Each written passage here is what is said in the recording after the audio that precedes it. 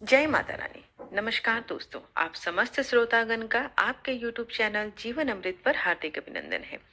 आज माघ गुप्त नवरात्रि का 5वां दिन है। आज के दिन आप रसपान करेंगे दुर्गा सप्तशती पाठ का 9वां और 10वां अध्याय। 9वां अध्याय निशुंभ वध। ध्यान। उन अर्धनारीश्वर का रंग बंदूक पुष्प और सुवर्ण के समान रक्त पीत युक्त है। उनकी भुजाओं में सुंदर स्फटिक की माला, पाश, अंकुश और वरद मुद्रा सुशोभित है। उनका आभरण अर्धचंद्र तथा वे 3 नेत्रों से शोभायमान हो रहे हैं। ऐसे अर्धनारीश्वर को मैं प्रणाम करती हूँ। राजा ने कहा, हे भगवान, आपने रक्त बीज वध संबंधी देवी चरित्र का विचित्र महात्मा मुझे बताया। रक्त बीज की मृत्यु के अनंतर क्रुद्ध शुंभ और निशुंभ ने आगे क्या किया, अब मैं उनका वर्णन सुनना चाहता हूँ। तब ऋषि ने कहा, हे राजन, युद्ध में रक्त बीज तथा अन्य राक्षसों के हनन से शुंभ निशुंभ के क्रोध की प्रकाष्ठा हो गई। इस प्रकार अपनी विशाल दैत्य सेना का संहार होते देख युद्ध क्रुद्ध निशुंभ देवी की ओर दौड़ पड़ा। उसके साथ ही दानवों की प्रमुख सेना भी थी। उसके आगे पीछे तथा पार्श्व भाग में बड़े बड़े अंगरक्षक दैत्य थे, जो कुपित होकर अपने होठ काटते हुए देवी को मार डालने के उद्देश्य से आए। महाबली शुंभ भी अपनी समस्त सेना के साथ मातृ गणों से युद्ध करने के पश्चात चंडिका के वध करने के लिए आ पहुंचा। इसके तदंतर शुंभ निशुंभ का घमासान युद्ध देवी के साथ होने लगा। वे दोनों महाबलवान दैत्य मेघों की तरह अपने बाणों से देवी पर भीषण वर्षा कर रहे थे। उन लोगों के निश्चित बाणों की से चंडिका ने अपने बाणों से काटकर शस्त्रों द्वारा उन राक्षसों के अंगों को पीड़ित कर डाला। तब निशुंभ ने तेज धार वाली तलवार और चमकती हुई ढाल लेकर देवी के वाहन सिंह के मस्तक पर आघात किया। अपने वाहन सिंह के प्रहारित होने पर देवी ने छुरप्र नामक बाण के द्वारा निशुंभ की उस तलवार को काट गिराया तथा अष्ट रजत जड़ित ढाल को भी टुकड़े टुकड़े कर डाले। ढाल और तलवार से रहित होकर उस दानव ने शक्ति का प्रयोग किया, किंतु चक्र के द्वारा देवी ने उस शक्ति के 2 खंड कर दिए। तब निशुंभ क्रोध से तिलमिला उठा और देवी को वध करने के लिए अपना शूल संभाला, किंतु देवी ने उस शूल को अपने मुक्के की मार से ही चूर्ण कर डाला।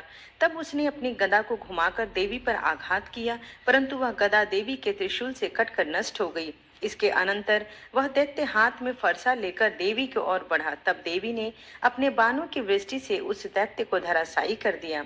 अपने पराक्रमी भाई को धरती पर गिरते देख शुंभ अत्यंत क्रोधित होकर देवी को मारने के लिए दौड़ा। अपनी आकाशव्यापी लंबी अष्टभुजाओं से युक्त वह दैत्य रथ पर आयुधि से सुसज्जित होकर शोभित होने लगा। उसे आते देखकर देवी ने अपना शंखनाद और धनुष की प्रत्यंचा द्वारा रणस्थल में घोर टंकार दिया। इसके पश्चात संपूर्ण दैत्य सेना के तेज को नष्ट करने वाले घंटे के नाद से समस्त दिशाओं को गुंजायमान कर दिया। जिस सिंह की गर्जना को सुनकर बड़े बड़े मदमत गजराज भी सहम जाते थे, उस देवी वाहन सिंह ने अपनी दहाड़ से 10 दिशाओं को कपा दिया। तब माता काली ने आकाश में छलांग लगाकर अपने दोनों हाथों से पृथ्वी पर प्रहार किया।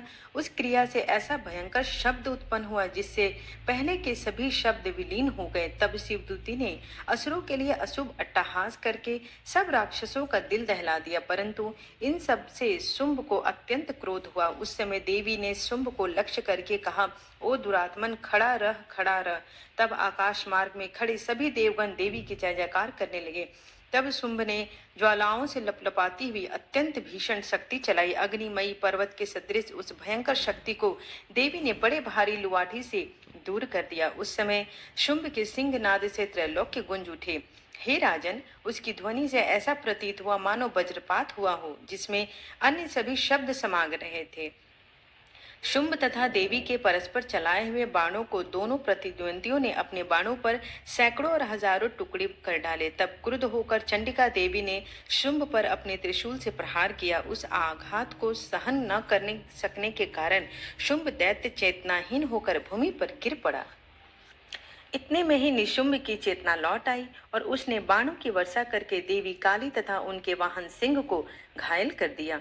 फिर उस असुराज ने अपने 10,000 हाथों को पैदा करके चक्रों के आघात से देवी को आच्छादित कर डाला।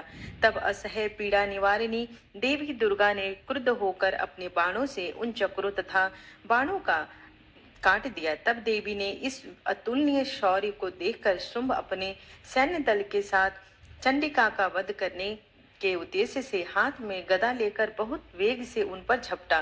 देवी ने अपनी तीक्ष्ण तलवार से उसकी गदा को काट दिया। गदा नष्ट होते ही उसने हाथ में शूल धारण कर लिया। देवताओं के पीड़क शुंभ को हाथ में शूल लेकर आते देख चंडिका ने बड़े वेग से अपना शूल चलाकर उसके वक्ष को विद्ध कर दिया। सूल से छाती छिद जाने पर उसी के समान महाकाय दैत्य उसकी छाती से निकलकर खड़ी रह करता हुआ बोलने लगा। उस निकलते हुए दैत्य की बात पर देवी ने अट्टहास करके दिया और तलवार से उसका सिर काट गिराया। तब वह दैत्य भूमि पर गिरकर ढेर हो गया। तत्पश्चात सिंह अपनी दाढ़ों से उस दैत्य की गर्दन जमाने लगा। यह दृश्य देखकर बहुत ही डरावना प्रतीत हो रहा था। उधर काली तथा शिवदूती ने भी दूसरे जानवरों को खाना शुरू कर दिया। कौमारी की शक्ति से विदारित होकर कितने ही महादानव नाश को प्राप्त हुए। ब्राह्मणी के मंत्र पुत्र जल के द्वारा कितने ही दैत्य निष्प्रभ होकर भाग गए। कितने ही दानव माहेश्वरी के त्रिशूल से छिन्न भिन्न होकर नष्ट हो गए। वाराही के तुतुन की मार से कितनों की हड्डी पसली चूर चूर हो गई। वैष्णवी ने अपने चक्र के प्रहार से राक्षसों के खंड खंड कर डाले। ऐन्द्रिय के हाथ से चलाए हुए वज्र से आहत होकर कितनों को ही अपनी जान गंवानी पड़ी। उस युद्ध में कुछ दानव नष्ट हो गए, कुछ भाग खड़े हुए तथा अगणित राक्षस काली, शिवदूती और सिंह के द्वारा काल को कबलित हो गए। इस प्रकार दुर्गा सप्तशती पाठ का 9वां अध्याय समाप्त हुआ। 10वां अध्याय। ऋषि ने कहा, हे राजन, अपने प्राण प्रिय भाई निशुंभ को मृत तथा सारी सेना का विनाश देखकर शुंभ ने क्रोध पूर्वक कहा, दुष्टा दुर्गे, तू अपने बल से गर्वित होकर मिथ्या अभिमान कर रही है। तू बड़ी स्वाभिमानी बनती फिरती है, किंतु दूसरी स्त्रियों के बल पर लड़ाई कर रही है। तब देवी ने कहा, ओ दुष्ट, मैं नितांत अकेली ही हूँ। देख, ये सब मेरी ही विभूतियां हैं, अतएव मुझ में ही सन्निहित हो रही हैं। तत्पश्चात ब्रह्माणी आदि संपूर्ण देवियां अंबिका देवी के शरीर में विलीन हो गई। उस समय वहां पर केवल अंबिका देवी ही विद्यमान रह गईं। तब देवी ने कहा, मैं अपनी विभूतियों से अनेक रूपों से प्रकट हुई थी। अब उन सब आकारों को मैंने समेट लिया। अब मैं अकेली ही युद्ध के लिए सन्नद्ध हूँ। तुम भी स्थिर भाव से तत्पर हो जाओ। ऋषि ने कहा, सभी देवताओं और दानवों के समक्ष देवी और शुंभ में घमासान युद्ध प्रारंभ हो गया। उन दोनों प्रतिद्वंदियों का युद्ध तीक्ष्ण शस्त्रों के प्रहार, बाणों की वर्षा के कारण बहुत ही भयंकर प्रतीत होने लगा। उस समय देवी के छोड़े हुए सैकड़ों दिव्यास्त्रों को शुंभ ने अपने अस्त्रों द्वारा काट डाला। इसी प्रकार प्रत्युत्तर में देवी ने भी शुंभ द्वारा निक्षेपास्त्र क्षण भर में ही अपने हुंकार शब्द के उच्चारण मात्र से ही विनष्ट कर दिया।